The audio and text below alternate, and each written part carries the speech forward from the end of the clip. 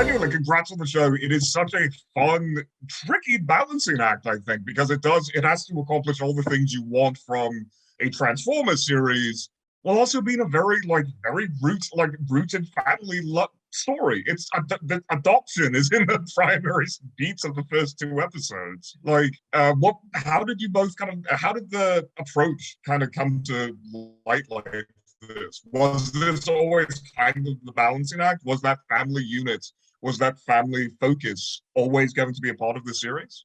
Absolutely. You know, when I was initially chatting to Nickelodeon about doing a Transformers show, one of the major things, you know, I was interested in doing was not focusing on the war and focusing on, you know, what Transformers on Earth would be like.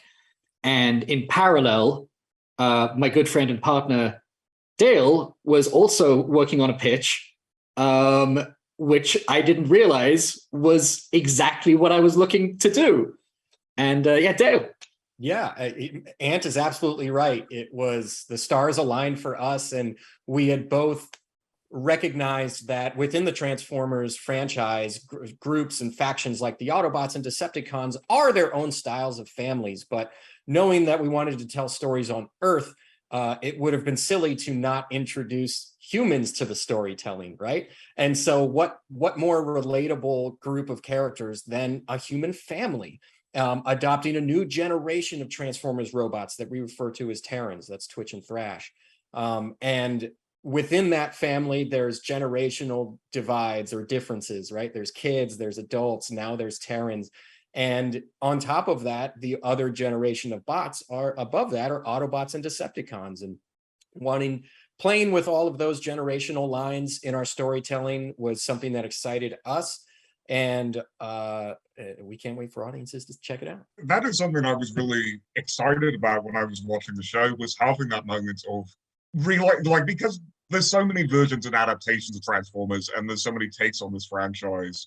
I was really excited to see one that really did, yeah, you're right, kind of bring it to Earth, to really bring in, to have Thrash and Twitch really be Earth, be Terrans, be more, almost weirdly more human than the Transformers themselves. You know, even after they've spent years and years and years on Earth, they're not as, you know, immediately human as these two characters were. So I was curious, what is that process like, compared, writing those two, kind of building up those two and having those elements of making them still feel like Transformers characters, making them still feel very rooted to the Earth, and having them contrast against the other Transformers. What was that like from a creative standpoint?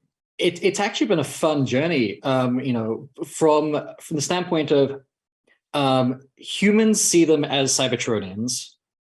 They don't necessarily, the Terrans don't necessarily themselves as full Cybertronians. So it's at the heart of the show is this level of acceptance and personal growth and kind of finding where you fit in.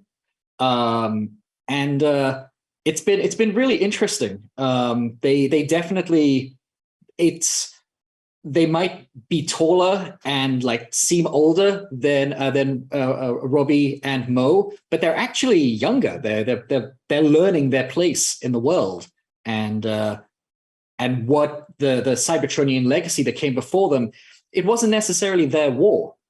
So where they feel like they fit in is really unique in Transformers EarthSpark that I don't think a lot of other elements of the franchise have really explored. What it is to be Cybertronian, but not part of the conflict. Yeah, and speaking of fitting in, another big piece of the franchise that we were eager to find a creative way to introduce into Transformers EarthSpark is a beloved character, Bumblebee. And we wanted him to stand apart and have a very special and unique role within our story, outside of being just a legendary, incredible character that we all know and love. And so to do that, we decided to assign that character a mentor role. He's always been played a little younger than the other legacy bots around him, like Optimus Prime and Elita One and everyone else. So we thought, what better bridge character to help the new Terrans discover and unlock their Cybertronian side of their heritage than a character like Bumblebee, and embed him within the the Molto family. That was such a fun reveal of halving the moment. If you're right, because every other version of Bumblebee, he's the one connecting with the younger audience. He's the cool character and I love that he's the dad's favorite. He's a Gen 1 character who now has to kind of deal with the fact that, oh yeah, I'm a Gen 1 character and we're in like Gen 19 now. Okay, let's figure this out. I was also so excited to see Megatron show up and then not be a bad guy. He just immediately is surprisingly sweet. And I think that really speaks to what you both have been talking about of like wanting to approach this franchise away from the conflict. So what was that like of deciding that is the ultimate way of saying the war is done, as the way that you may think of this series and this franchise and this conflict is done? The best way to do that is, oh yeah, Optimus and Megatron are hanging out now. Well, throughout the various iterations of the franchise, there's been a slightly different telling of how that conflict started. But we definitely lead into iterations that Optimus Prime and Megatron were the closest of friends, the strongest of allies, and had the same dream for Cybertron, but their ideals went about that dream in completely opposite directions, and that was the source of that initial splitting of the cultures. And then once they got locked into their ideologies, there was no turning back.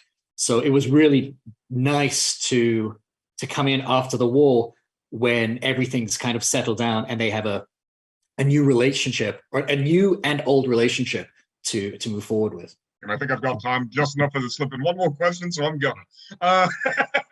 I think because this is such a unique take on the franchise, and you're bringing in new characters, you're getting to approach a lot of different elements of the franchise from a new perspective. Which character would you say has surprised you both the most? Which one has really kind of caught you by surprise, has developed in a way maybe you didn't expect, has grown in a way you maybe didn't expect? That's a great question. That's a great question, Brandon. Yeah. They all have in their own unique ways. I would say for myself, it would probably be, I would say Mandroid, I think.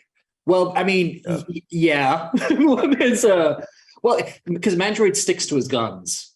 True. I'm thinking it would be maybe Thrash. Mm-hmm. He kind of ends